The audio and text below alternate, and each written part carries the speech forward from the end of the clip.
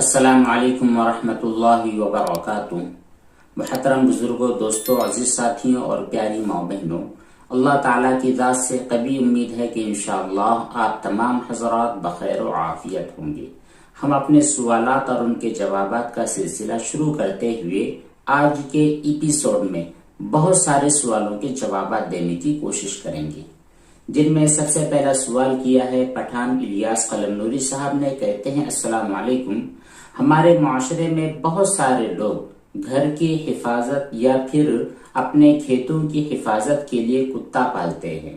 تو پوچھنا یہ ہے کہ کتا پالنا شرعی اعتبار سے جائز ہے یا جائز نہیں ہے ایسے تمام کاموں کے لیے؟ دیکھیے، ویسے شوقیہ طور پر کتا پالنا تو بالکل جائز نہیں ہے، اور گھر میں رکھنا یہ بھی جائز نہیں ہے۔ البتہ کھیت کھلیان کی حفاظت کے لیے، گھر کی حفاظت کے لیے چوکی داری کے حساب سے اگر آپ کتا پالتے ہیں تو پھر ایسی صورت میں اس کی اجازت ہے، گنجائش ہے۔ البتہ آپ کے لیے ضروری ہے کہ اپنے برتنوں کی حفاظت کریں، ان کے کھانے پینے کے لیے کوئی مخصوص برتن رکھے تاکہ آپ کے استعمال کیے جانے والے برتنوں میں وہ منہ وغیرہ نہ ڈالنے پائے۔ اگلا سوال ایک صاحب نے کیا ہے، السلام علیکم مفتی صاحب، اگر ہم کچھ کھانا کھا رہے ہو اور منہ کے اندر زبان ہے، بعض اوقات ہماری زبان دانتوں کے نیچے آنے کی وجہ سے یا پھر جبڑے وغیرہ پر لگنے کی وجہ سے کچھ حصہ کٹ جاتا ہے اور خون نکل آتا ہے، اور یہ بات تو بالکل ظاہر ہے کہ خون کا پینا مسلمانوں کے لیے جائز نہیں ہے، تو ایسی صورت میں جو لقمہ ہم منہ میں چبا رہے ہیں اسی کے ساتھ زبان وغیرہ میں کٹ لگنے کی وجہ سے کچھ خون نکلا ہے، تو پھر کیا کریں گے؟ کیا وہ لقمہ ہم نگل سکتے ہیں یا نہیں نگل سکتے؟ اور وہ جو منہ کا خون ہے، اس خون کا حکم کیا ہے؟ دیکھیے، خون جو کہ بہنے والا خون ہوتا ہے، اس کا استعمال کرنا، اس کا پینا کسی بھی مسلمان کے لیے حلال اور جائز نہیں ہے۔ آپ کے منہ میں خون نکلا ہے تو ایسی صورت میں تھوک دینا ضروری ہوتا ہے،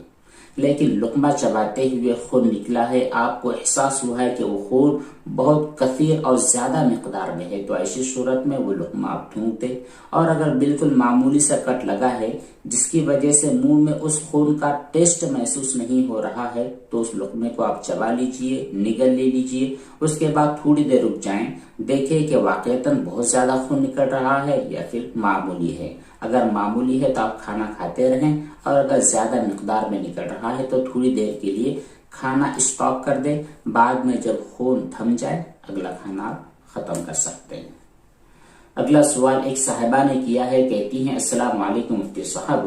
بیوی شوہر سے یہ کہے کہ ہماری طلاق ہو گئی ہے، اس طرح کی کوئی بات بیوی اپنے شوہر سے کہتی ہے اور اس کے جواب میں شوہر اس کی باتوں کو سن رہا ہے اور ساتھ ہی ساتھ اپنے سر کو اوپر نیچے اس طرح ہلا رہا ہے، یا یہ کہ وہ ہاں ہاں اس طرح کے الفاظ کہہ رہا ہے، تو ان کا کہنا یہ ہے کہ شوہر سے جب میں نے طلاق کا ڈسکشن کیا، بات چیت کی، اس کے جواب میں شوہر نے صرف اپنے سر کو ہلایا ہے یا پھر صرف ہاں ہاں اس طرح کے الفاظ کہے ہیں، تو ان الفاظ کے کہنے کی وجہ سے اور شوہر کے اس طرح کے اشارے کی وجہ سے طلاق واقع ہوتی ہے یا طلاق واقع نہیں ہوتی؟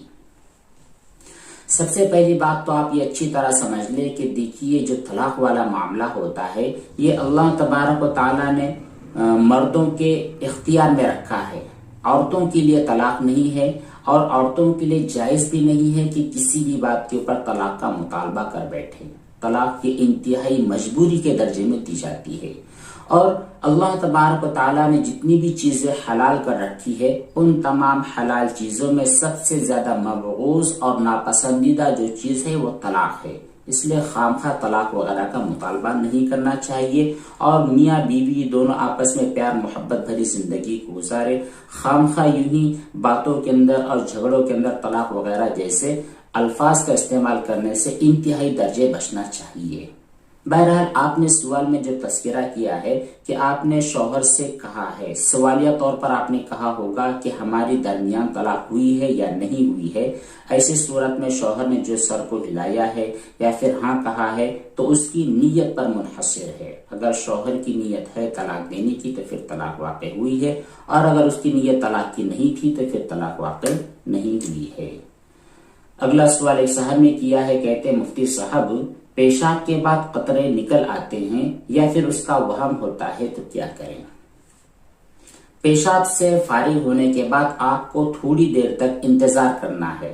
یعنی جس جگہ پر آپ پیشاب سے فارغ ہوئے ہیں تھوڑی دیر کے لیے وہاں پر بیٹھ جائے۔ اس کو کہا جاتا ہے استبراء کرنا۔ بیٹھنے کے بعد آپ کو تھوڑا سا کھکار لینا ہے یا پھر اسی جگہ پر کھڑے ہو جائیں، تھوڑی دیر کے لیے بیٹھ جائے، 1-2 مرتبہ اس طرح کریں گے تو پیشاب کی نلی میں جو پیشاب کے قطرات ہیں وہ اچھی طرح خارج ہو جائیں گے۔ پھر انشاءاللہ جب وہاں سے آپ باہر آؤ گے تو کوئی بھی قطرہ خارج نہیں ہوگا۔ پھر بھی اس کے بعد اگر آپ کو وہم ہوتا ہے، وسوسہ ہوتا ہے کہ پتہ نہیں پیشاب کا قطرہ نکلا ہے، میرے کپڑے پر لگا ہے، میرے جسم پر لگا ہے، تو ایسی صورت میں اس وہم اور وسوسے کی طرف آپ کو بالکل دھیان اور توجہ نہیں کرنی ہے۔ ایسے وسوسے کی وجہ سے آپ فوراً لا حول ولا قوت الا باللہ پڑھ لیں اور جو آپ کی نماز وغیرہ ہے، عبادات ہے، وہ انجام دیتے رہیں۔ اگلا سوال پھر سے ایک صاحبہ نے کیا ہے، کہتی ہیں السلام علیکم مفتی صاحب، اگر عورت غسل حیض کر لے اور غسل جنابت یا پھر کوئی اور غسل ہے جو وہ کر رہی ہے، لیکن اس غسل کے بعد اس نے دیکھا ہے کہ اس نے آنکھوں پر آئش لیس وغیرہ لگایا تھا جو کہ کاجل وغیرہ کی قسم ہوتی ہے، اس طرح کی چیز اس نے لگائی تھی، غسل کے پہلے اس نے اس کو اچھی طرح تو صاف کر لیا تھا، لیکن غسل کے بعد دیکھ رہی ہے کہ آنکھوں کے اندر کچھ کالا کالا ہے اور کپڑے سے پوچھنے کی وجہ سے کپڑے پر وہ کالا پن جو کاجل کا تھا یا اشلیس کا تھا وہ آ رہا ہے، تو ایسی صورت میں ان کا پوچھنا یہ ہے کہ غسل صحیح ہو جاتا ہے یا صحیح نہیں ہوگا۔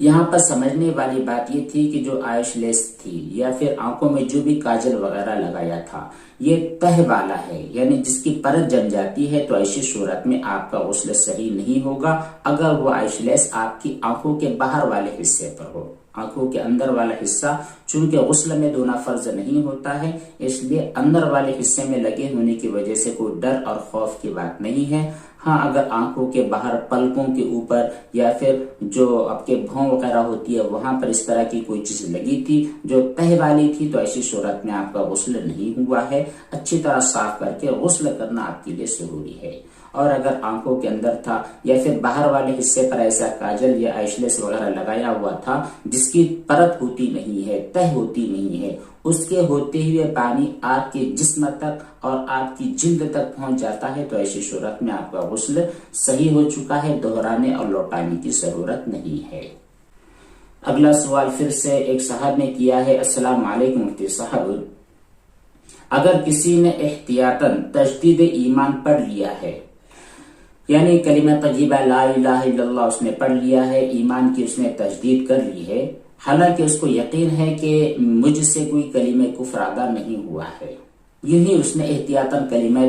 توحید پڑھ لیا ہے، تجدید ایمان کر لیا ہے، پھر کچھ وقفہ گزرنے کے بعد، کچھ دنوں کے گزرنے کے بعد اس کو سمجھ میں آئے کہ واقعتاً ایک مرتبہ میرے منہ سے کلمہ کفر نکل گیا تھا جس کی وجہ سے میں دین سے اور اسلام سے خارج ہو جاتا ہوں، اس طرح کی کوئی بات ہو گئی تھی،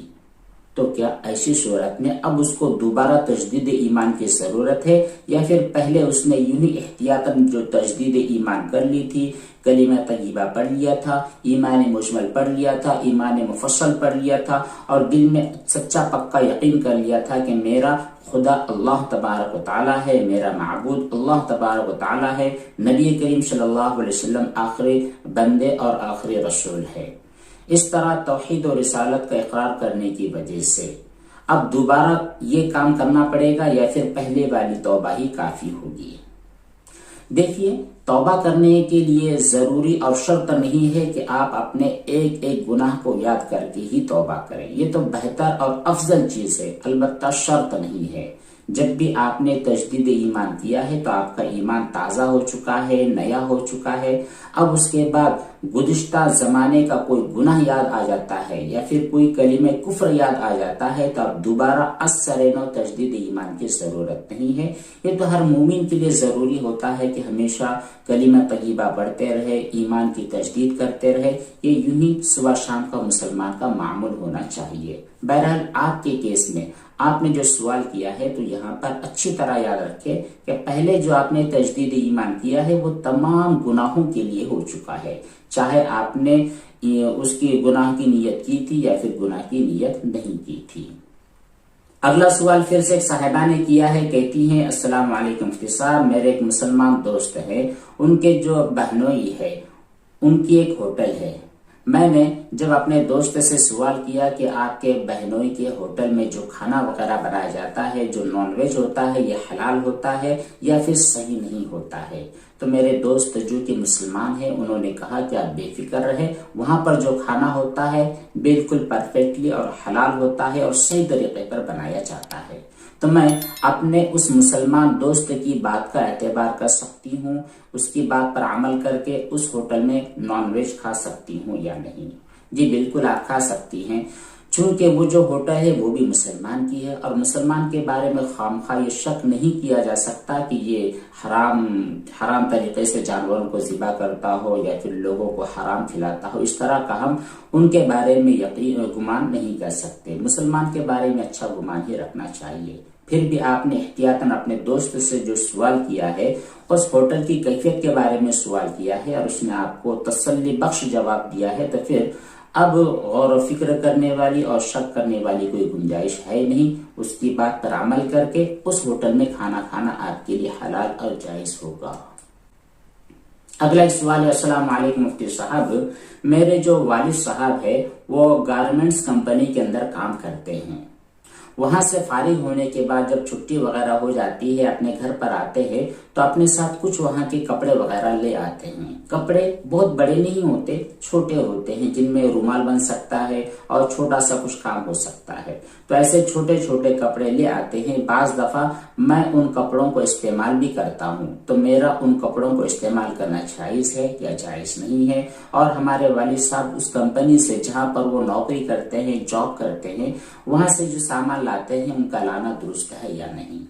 دیکھیے یہاں پر سمجھنے والی بات یہ ہے کہ وہاں سے جو سامان لایا جا رہا ہے اس لانے کی اجازت کمپنی کے مالکان کی طرف سے ہے یا نہیں۔ اگر ان لوگوں نے اجازت دے رکھی ہے کہ آپ یہ جو چھوٹے موٹے کپڑے وغیرہ پڑے رہتے ہیں انہیں گھر لے جا سکتے ہیں، اپنے استعمال میں لا سکتے ہیں، تو ایسی صورت میں ان کا لانا بھی جائز ہے اور آپ کا استعمال کرنا بھی جائز ہے۔ اور اگر کمپنی کی اتھارٹی نہیں ہے، ان کی اجازت نہیں ہے، تو ایسی صورت میں وہاں سے کسی بھی چیز کا لانا آپ کے والد صاحب کے لیے بالکل ناجائز ہے۔ اب اگر وہ غلطی سے لے آئے ہیں تو واپس کرنا اگر ممکن ہو تو واپس کر دیں، اور اگر ممکن نہیں ہے تو توبہ استغفار کر لیں۔